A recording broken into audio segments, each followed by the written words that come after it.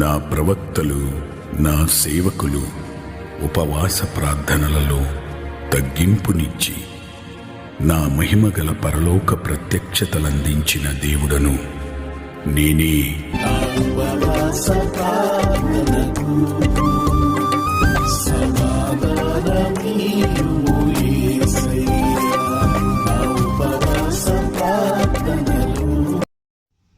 పాప పరిహారము, దైవ ప్రత్యక్షత. అయ్యా, పాప పరిహారము, దైవ సాక్షాత్కారము మీద నాకు ఏమాత్రమూ ఆసక్తి లేదు. వంశపారంపర్యంగా కలిగిన భక్తి విశ్వాసములు కలిగి ఉన్నాను.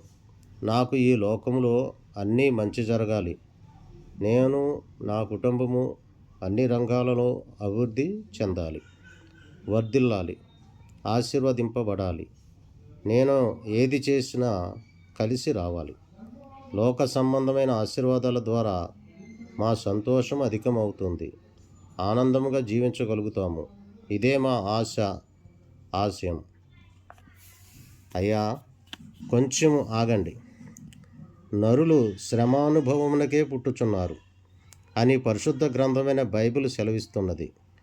కనుక ప్రతి మనుష్యుడు ధనికుడైన, దరిద్రుడైన, పండితుడైన, పామరుడైన, స్త్రీలైనా పురుషులైనా సరే ఏదో ఒక దశలో శ్రమానుభవం ద్వారా వెళ్ళవలసి వస్తుంది, తప్పదు.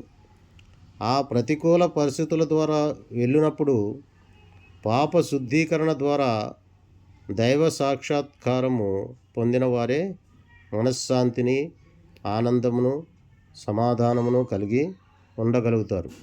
ఏ భేదమును లేదు. మనుషులందరూ పాపము చేసి దేవుడు అనుగ్రహించు మహిమను పొందలేకపోవచ్చున్నారు అని బైబిల్ గ్రంథము సెలవిస్తున్నది. జన్మ పాపంతో పుట్టి కర్మపాపంతో జీవించుచున్న మనుష్యుడు తన స్వప్రయత్నముల ద్వారా, మతముల ద్వారా, సాధనాల ద్వారా తన పాపమునకు పరిహారం చేసుకొనలేదు. పాపములోనే మరణించి నరకపాత్రుడగుచున్నాడు. యేసు ప్రభువు ఈ విధముగా ఉపదేశించారు.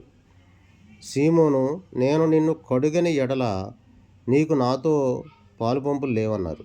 వెంటనే, ప్రభువా, నా పాదముల మట్టుకే కాదు, చేతులు, తల కూడా కడుగమని సీమోను అన్నాడు.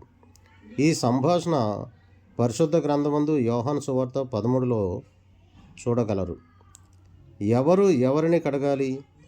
పాపరహితుడైన దేవుడు పాపాత్ముడైన మానవుని కడగాలి. రక్తము చిందించకుండా పాప క్షమాపణ కలుగదు అని గ్రంథాలు ఘోషిస్తున్నాయి.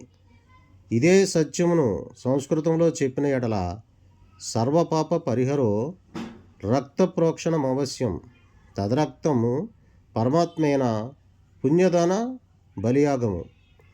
భావమేమనగా, ప్రజాపతి అయిన దేవుడు భూమి మీద మానవుడిగా పుట్టి సర్వమానవ పాప పరిహారం కొరకు యజ్ఞ బలి పశువుగా వధింపబడి తన రక్తమును చిందించి ప్రతి మానవుని పాపమునకు పరిహారం చేసిన వాడై రక్షణను లేక మోక్షమును ఆ బలియాగం ద్వారా సిద్ధపరిచాడు.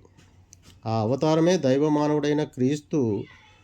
లోక పాపమును మోసుకొని పోవు దేవుని గొర్రెపిల్ల అని ప్రవచన నామమును ధరించి ఇంచుమించుగా భూమికి నట్ట నడుమనున్న దేశమైన ఇజ్రాయేలు ముఖ్య పట్టణమైన యెరూషలేమునకు సమీపముగానున్న కల్వరి కొండపై ఉదయం 9 గంటల నుంచి మధ్యాహ్నము 3 గంటల వరకు సిలువలో గాయములు పొంది రక్తము చిందించి బలియాగము చేసిన వాడై పాపమునకు ప్రాయశ్చిత్తం చేశాడు.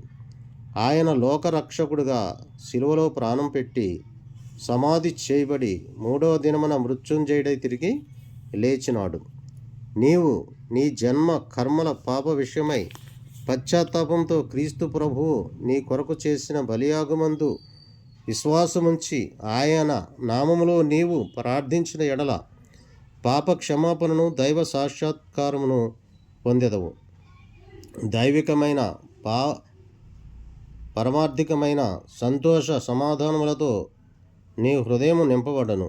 నీవు ఆత్మీయంగా ఆశీర్వదింపబడి ఇతరులకు ఆశీర్వాదముగా ఉండెదవు. అట్టి కృప దేవుడు నీకు దయచేయును గాక.